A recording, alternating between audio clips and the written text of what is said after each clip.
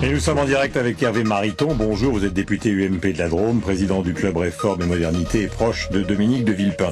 Est-ce que c'est vrai, Hervé Mariton, qu'il y a actuellement un nombre assez important de députés UMP qui grognent, c'est le mot qu'il faut employer, à cause de la place trop importante accordée au régional, au nouveau centre? Il y a un malaise. L'important maintenant, c'est de gagner les élections régionales. Et je ferai campagne dans ma région en Rhône-Alpes comme ailleurs en France. C'est vrai cependant que le pari initial de l'UMP, c'était de couvrir un spectre large à l'intérieur de la majorité. En Ile-de-France, par exemple, il y a 30% des postes qui ont été réservés au nouveau centre.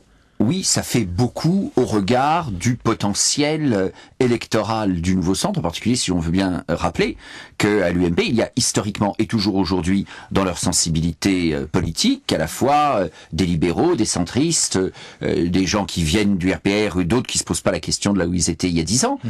Mais simplement, l'UMP n'a pas dit et n'a jamais assumé qu'elle ne représentait qu'un petit spectre à l'intérieur de la majorité. Donc là, on a un problème aujourd'hui, surtout un problème pour demain. C'est-à-dire, d'une certaine manière, le danger de reconstituer le bipôle RPR-UDF. Est-ce que c'est ce qu'on veut? Non, en particulier pour ceux d'entre nous qui venons de l'UDF ou de démocratie libérale. Est-ce que vous avez le sentiment que justement tout ça peut alimenter une certaine forme de grogne et donc alimenter, puisque ça nous ramène à la case Villepin, justement un certain nombre de soutiens à l'intérieur de la famille que vous représentez pour une autre campagne présidentielle en 2012?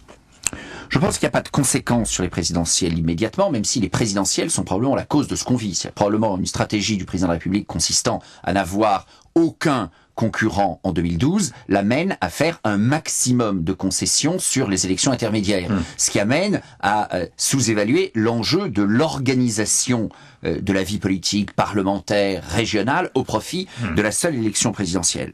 Mais pour votre question directement, il y a grogne, il y a clairement insatisfaction au regard à la fois d'initiatives politiques, de préparation des régionales, mais aussi d'un certain nombre de choix de fond de l'exécutif aujourd'hui. Lesquels? Ça ne se convertit pas immédiatement en soutien pour Villepin.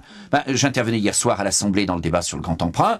On peut pas dire qu'il y a un enthousiasme général sur la manière dont les choses sont engagées sur le grand emprunt. Par exemple, sur beaucoup de sujets, on voit qu'il y a un écart solide entre l'exécutif et la majorité, très au-delà du seul sujet villepiniste. La réalité, c'est que je pense à la fois chez les parlementaires, comme chez les militants et les électeurs, la grande majorité n'est ni spécialement sarkozyste, ni spécialement villepiniste, mais a envie quelque chose de solide qui puisse correspondre au choix du plus grand nombre. Est-ce que vous croyez à cette éventuelle candidature Villepin quand il dit « je vais aller à la rencontre des Français » Ça veut dire quoi? C'est une manière d'exprimer son dépit après l'appel ou c'est une vraie candidature qui se profile? Chacun à notre manière va à la rencontre des Français. D'accord, ok. Guillaume, vous allez à la rencontre des Français, je vais en tant que parlementaire et responsable politique à la rencontre des Français. Mais est-ce que vous y croyez à cette candidature? Je n'en sais rien. La réalité, c'est que je ne sais pas. Je pense que c'est une possibilité. Je crois que 2012 n'est pas écrit à l'avance. Je ne connais aujourd'hui aucun candidat déclaré à l'élection présidentielle. Le président de la République n'a pas dit qu'il était candidat.